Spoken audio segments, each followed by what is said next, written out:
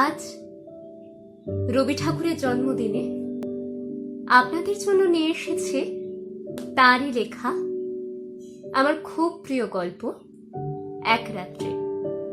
গল্পটি নেওয়া হয়েছে সাহিত্যম প্রকাশিত রবীন্দ্রনাথ ঠাকুরের গল্পগুচ্ছ বইটি থেকে। আশা করি আপনাদের খুব ভালো লাগবে। শুরু হচ্ছে আজকের গল্প এক রাত্রি।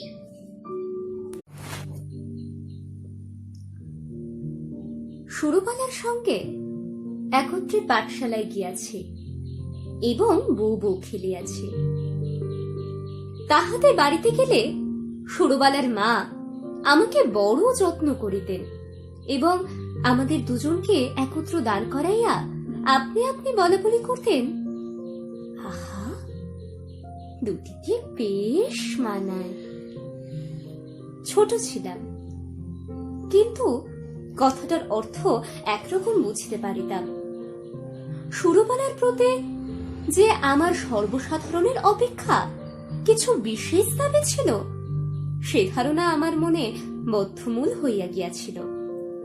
সে অধিকার মধ্যে মত্ত হইয়া তাহার প্রতি যে আমি শাসন এবং উপদ্রব না করিতাম তাহা নহে। সেও সহিষ্ণুভাবে আমার সকল রকম ফরমাস খাটিত এবং শাস্তি বহন করিত। পাড়ায় তাহার রূপের প্রশংসা ছিল, কিন্তু বর্বর বালকের চক্ষে সে সৌন্দর্যের কোনো গৌরব ছিল না। আমি কেবল জানিতাম সুরবালা আমারই প্রভুত্ব স্বীকার করিবার জন্য পিতৃগৃহে জন্মগ্রহণ করিয়াছে। এই জন্য সে আমার বিশেষ রূপ অবহেলার পাত্র।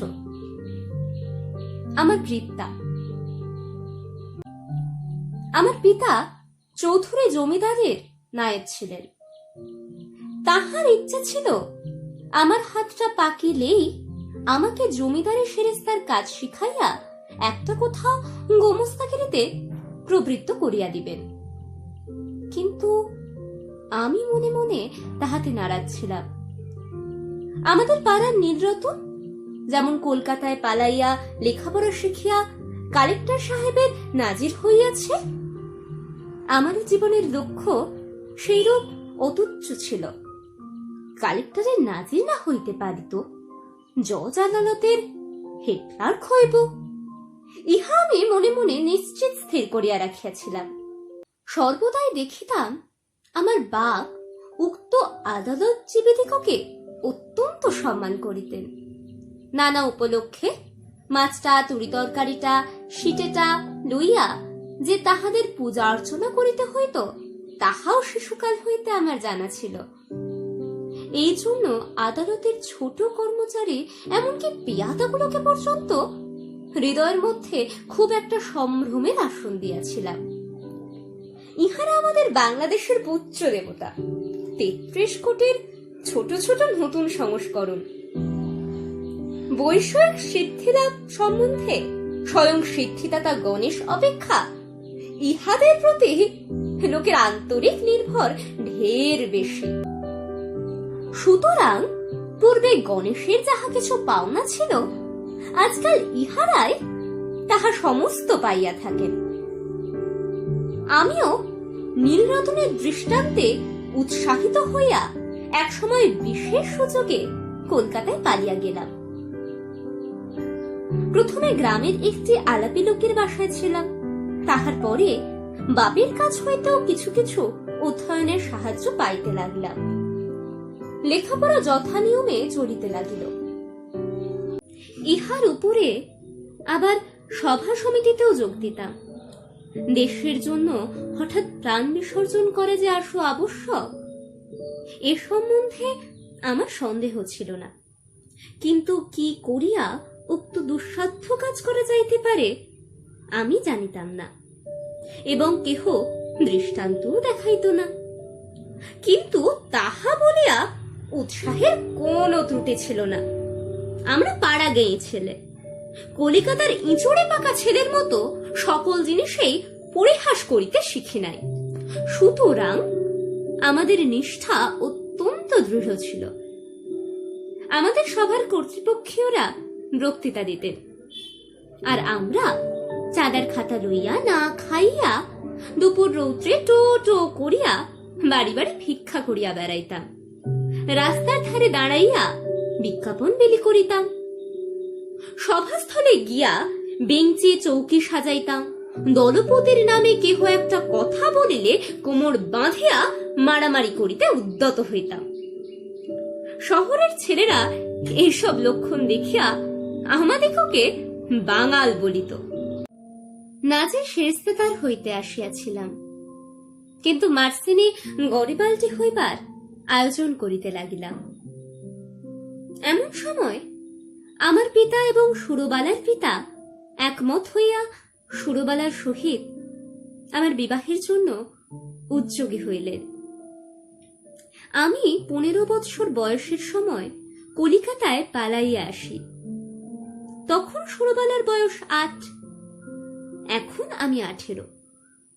পিতার মতে আমার বিবাহের বয়স ক্রমে উত্তীর্ণ হইয়া যাইতেছে, কিন্তু এদিকে আমি মনে মনে প্রতিজ্ঞা করিয়াছি আজীবন বিবাহ না করিয়া স্বদেশের জন্য মরিব। বাপকে বলিলাম বিদ্যাভ্যাস সম্পূর্ণ সমাধা না করিয়া বিবাহ করিব না। 2-4 মাসের মধ্যে খবর পাইলাম উকিল রামলোচন বাবুর সহিত সুরবালার বিবাহ হইয়া গিয়াছে।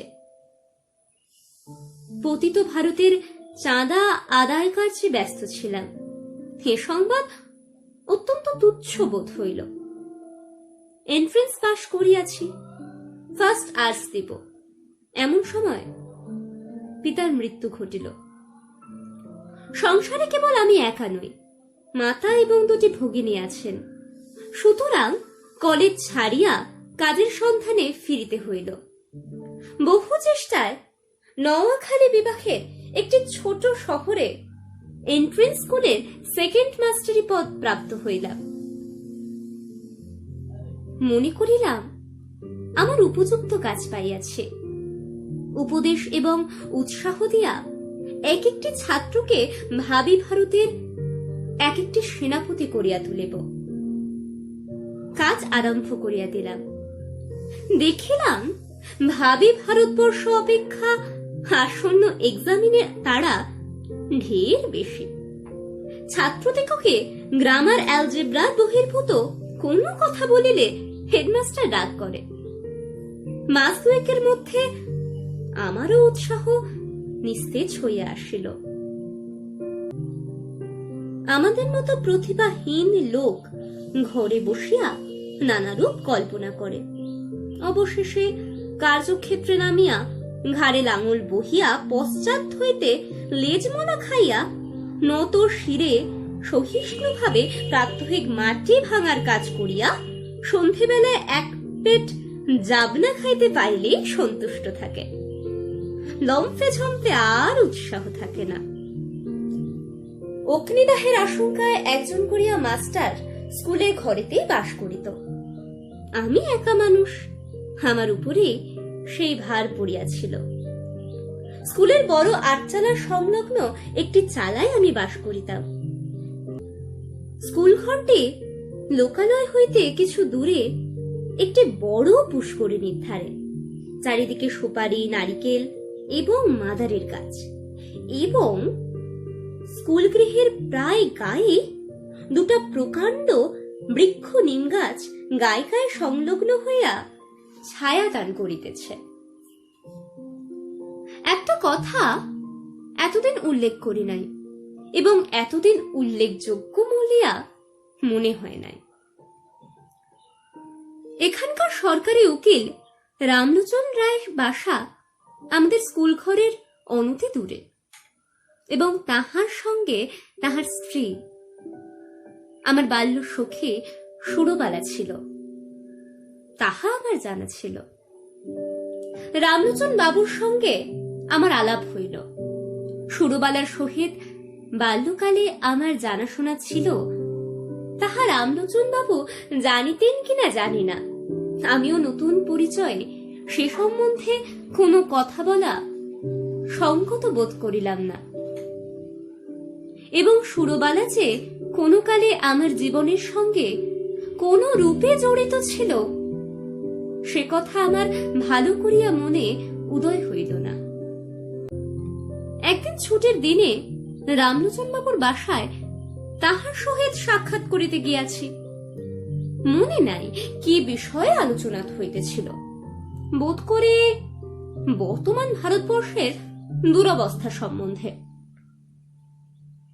তিনি যে এজন্য বিশেষ চিন্তিত এবং ম্রিয়মাণ ছিলেন তাহা নহে, কিন্তু বিষয়টা এমন যে তামাক টানিতে টানিতে এ সম্বন্ধে ঘণ্টাখানিক তিরেক অনর্গল শখের দুঃখ করা যাইতে পারে। এমন সময় পাশের ঘরে অত্যন্ত মৃদু একটু চুরির টুংটাং, কাপড়ের একটুখানি খসখস এবং পায়ের একটুখানি শব্দ শুনিতে পাইলাম। বেশ বুঝিতে পারিলাম জানলার ফাঁক দিয়া কোন কৌতূহলপূর্ণ নেত্র আমাকে নিরীক্ষণ করিতেছে। তৎক্ষণাৎ দুখানি চোখ আমার মনে পড়িয়া গেল। বিশ্বাস, সরলতা এবং শৈশব প্রীতিতে ঢলঢল দুখানি বড় বড় চোখ, কালো কালো তারা, ঘনকৃষ্ণ পল্লব, স্থির স্নিগ্ধ দৃষ্টি। সহসা হৃৎপিণ্ডকে কে যেন একটা কঠিন মুষ্টির দ্বারা চাপিয়া ধরিল এবং বেদনায় ভিতরটা টন টন করিয়া উঠিল। বাসায় ফিরিয়া আসিলাম, কিন্তু সেই ব্যথা লাগিয়া রহিল। লিখি পড়ি যাহা করি কিছুতে মনের ভার দূর হয় না। মনটা সহসা একটা বৃহৎ বোঝার মতো হইয়া বুকের শিরা ধরিয়া দুলিতে লাগিল। সন্ধ্যাবেলায় একটু স্থির হইয়া ভাবিতে লাগিলাম, এমনটা হইল কেন? মনের মধ্য হইতে উত্তর আসিল, তোমার সে শুরুবেলা কোথায়? আমি প্রত্যুত্তরে বলিলাম, আমি তো তাহাকে ইচ্ছা করিয়া ছাড়িয়া দিয়াছি, সে কি চিরকাল আমার জন্য বসিয়া থাকিবে? মনের ভিতরে কে বলিল, তখন যাহাকে ইচ্ছা করিলেই পাইতে পারতে, এখন মাথা খুঁড়িয়া মরিলেও তাহাকে একবার চক্ষে দেখিবার অধিকারটুকু পাইবে না। সেই শৈশবের শুরুবেলা তোমার যত কাছেই থাকুক, তাহার চুরের শব্দ শুনিতে পাও, তাহার মাথা ঘষার গন্ধ অনুভব করো, কিন্তু মাঝখানে বারবার একখানি করিয়া দেয়াল থাকিবে। আমি বলিলাম, তা থাক না, শুরুবেলা আমার কে? উত্তর শুনিলাম, শুরুবেলা আজ তোমার কেহই নয়, কিন্তু শুরুবেলা তোমার কি না হইতে পারিত। সে কথা সত্য, শুরুবেলা আমার কি না হইতে পারিত। আমার সবচেয়ে অন্তরঙ্গ, আমার সবচেয়ে নিকটবর্তী, আমার জীবনের সমস্ত দুঃখ সুখ ভাগিনী হইতে পারিত। সে আজ এত দূরে, এত পর, আজ তাহাকে দেখা নিষেধ, তাহার সঙ্গে কথা কওয়া দোষ, তাহার বিষয়ে চিন্তা করা পাপ। আর একটা রামলোচন, কোথাও কিছু নাই, হঠাৎ আসিয়া উপস্থিত, কেবল গোটা দুয়েক মুখস্থ মন্ত্র পড়িয়া সুরবালাকে পৃথিবীর আর সকলের নিকট হইতে এক মুহূর্তের জন্য ছোঁ মারিয়া লইয়া গেল। আমি মানব সমাজে নতুন নীতি প্রচার করিতে বসি নাই, সমাজ ভাঙিতে আসি নাই, বন্ধন ছিঁড়িতে চাই না। আমি আমার মনের প্রকৃত ভাবটা ব্যক্ত করিতেছি মাত্র। আপন মনে যে সকল ভাবনা উদয় হয়, তাহার কি সবই বিবেচনা সঙ্গত? রামলোচনের গৃহভিত্তির আড়ালে যে সুরবালা বিরাজ করিতেছিল, সে যে রামলোচনের অপেক্ষাও বেশি করিয়া আমার, একথা আমি কিছুতেই মন হইতে তাড়াইতে পারিতেছিলাম না। এরূপ চিন্তা নিতান্ত অসঙ্গত এবং অন্যায়, তাহা স্বীকার করি, কিন্তু অস্বাভাবিক নহে। এখন হইতে আর কোনো কাজে মনোসংযোগ করিতে পারি না। দুপুরবেলায় ক্লাসে যখন ছাত্ররা গুনগুন করিতে থাকিত, বাইরে সমস্ত ঝাঁ ঝাঁ করিত, ঈষৎ উত্তপ্ত বাতাসে নিম গাছের পুষ্পমঞ্জুরের সুগন্ধ বহন করিয়া আনিত, তখন ইচ্ছা করিত, কি ইচ্ছা করিত জানি না,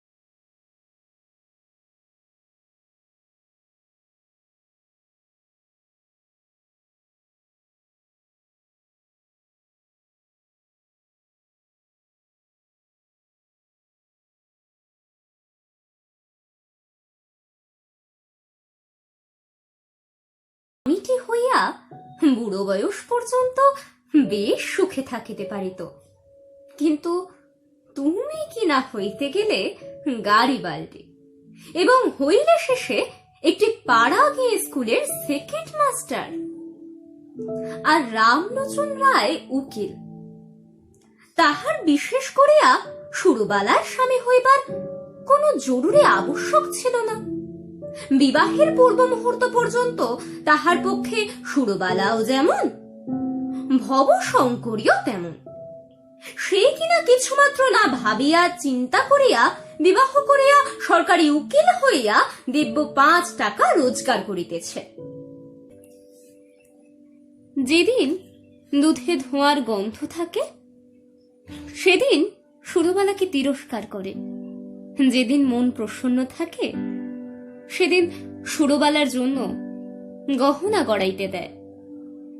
বেশ মোটা সোটা চাপখান পড়া, কোনো অসন্তোষ নাই।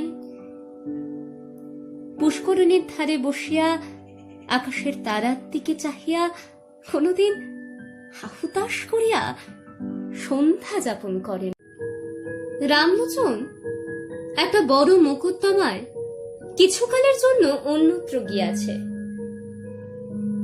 আমার স্কুল ঘরে আমি যেমন একলা ছিলাম, সেদিন সুরবালার ঘরেও সুরবালা বোধ করে এই রূপে একলা ছিল।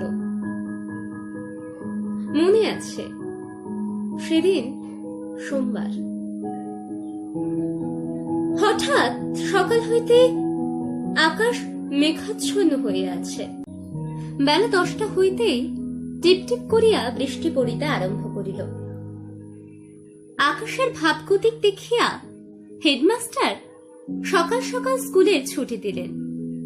খণ্ড খণ্ড কালো মেঘ যেন একটা কি মহা আয়োজনে সমস্ত দিন আকাশময় আনাগোনা করিয়া বেড়াইতে লাগিল।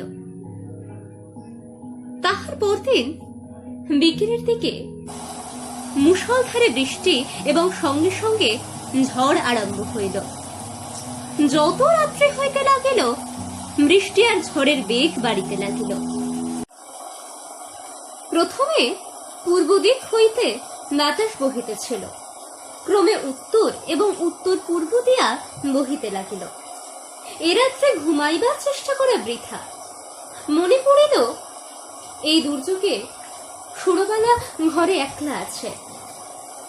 আমাদের স্কুল ঘর তাহাদের ঘর অপেক্ষা অনেক মজবুত। কতবার মনে করেছিলাম তাহাকে স্কুল ঘরে ডাকিয়া আনিয়া আমি পুষ্করিণীর পাড়ের উপর রাত্রি যাপন করিব, কিন্তু কিছুতে মন স্থির করিয়া উঠিতে পারিলাম না। রাত্রি যখন 1টা-1:30 হইবে, হঠাৎ বানের ডাক শোনা গেল। সমুদ্র ছুটিয়া আসিতেছে। ঘর ছাড়িয়া বাহির হইলাম, সুরবালার বাড়ির দিকে চলিলাম। পথে আমাদের পুষ্করিণীর পার, সে পর্যন্ত যাইতে না যাইতে আমার হাঁটু জল হইল। পাড়ির উপর যখন উঠিয়া দাঁড়াইলাম, তখন দ্বিতীয় আরেকটা তরঙ্গ আসিয়া উপস্থিত হইল। আমাদের পুকুর পাড়ের একটা অংশ প্রায় 10-11 হাত উচ্চ হইবে। পাড়ের উপর আমি যখন উঠিলাম, বিপরীত দিক হইতে আরেকটি লোকও উঠিল। লোকটি কে, তাহা আমার সমস্ত অন্তরাত্মা আমার মাথা হইতে পা পর্যন্ত বুঝিতে পারিল, এবং সেও যে আমাকে জানিতে পারিল তাহাতে আমার সন্দেহ নাই। আর সমস্ত জলমগ্ন হইয়া গেছে। কেবল 7-5-6 দ্বীপের উপর আমরা দুটি প্রাণী আসিয়া দাঁড়াইলাম। তখন প্রলয়কাল, তখন আকাশে তারার আলো ছিল না এবং পৃথিবীর সমস্ত প্রদীপ নিবিয়া গেছে। তখন একটা কথা বলিলেও ক্ষতি ছিল না, কিন্তু একটা কথাও বলা গেল না। কেহ কাহাকেও কুশল প্রশ্ন করিল না। কেবল দুইজনে অন্ধকারের দিকে চাহিয়া রহিলাম। পদতলে গাঢ় কৃষ্ণবর্ণ উন্মত্ত মৃত্যুস্রোত গর্জন করিয়া ছুটিয়া চলিল। আজ সমস্ত বিশ্ব সংসার ছাড়িয়া সুরবালা আমার কাছে আসিয়া দাঁড়াইয়াছে। আজ আমি ছাড়া সুরবালার আর কেহ নাই। কবেকার সেই শৈশবে সুরবালা কোন এক জন্মান্তর, কোন এক পুরাতন রহস্যান্ধকার হইতে ভাসিয়া এই সূর্য চন্দ্রালোকিত লোকপূর্ণ পৃথিবীর উপরে আমারই পার্শ্বে আসিয়া সংলগ্ন হইয়াছিল। আর আজ এতদিন পরে সেই আলোকময় লোকময় পৃথিবী ছাড়িয়া এই ভয়ঙ্কর জনশূন্য প্রলয়ান্ধকারের মধ্যে সুরবালা একাকিনী আমারই পার্শ্বে আসিয়া উপনীত হইয়াছে। জন্মস্রোতে সেই নবকলিকাকে আমার কাছে আনিয়া ফেলিয়াছিল। মৃত্যুস্রোতে সেই বিকশিত পুষ্পটিকে আমারই কাছে আনিয়া ফেলিয়াছে। এখন কেবল আর একটা ঢেউ আসলেই পৃথিবীর এই প্রান্তটুকু হইতে, বিচ্ছেদের এই বৃন্তটুকু হইতে খসিয়া আমরা দুজনে এক হইয়া যাই। সে ঢেউ না আসুক, স্বামী পুত্র গৃহধঞ্জন লইয়া সুরবালা চিরদিন সুখে থাকুক। আমি এই এক রাত্রে মহাপ্রলয়ের তীরে দাঁড়াইয়া অনন্ত আনন্দের আস্বাদ পাইয়াছি। রাত্রি প্রায় শেষ হইয়া আসিল। ঝড় থামিয়া গেল, জল নামিয়া গেল। সুরবালা কোনো কথা না বলিয়া বাড়ি চলিয়া গেল। আমিও কোনো কথা না বলিয়া আমার ঘরে গেলাম। ভাবিলাম আমি নাজিরও হই নাই, ফেরেশতাদারও হই নাই, গাড়িপাল্টিও হই নাই। আমি এক ভাঙা স্কুলের সেকেন্ড মাস্টার। আমার সমস্ত ইহ জীবনে কেবল ক্ষণকালের জন্য একটি অনন্ত রাত্রির উদয় হইয়াছিল। আমার পরমায়ুর সমস্ত দিন রাত্রির মধ্যে সে একটি মাত্র রাত্রে আমার তুচ্ছ জীবনের একমাত্র চরম সার্থকতা।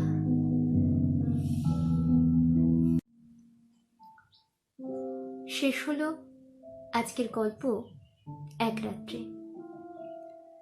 আজ রবি ঠাকুরের জন্মদিনে তাকে প্রণাম জানালাম তারই একটি লেখা গল্প দিয়ে।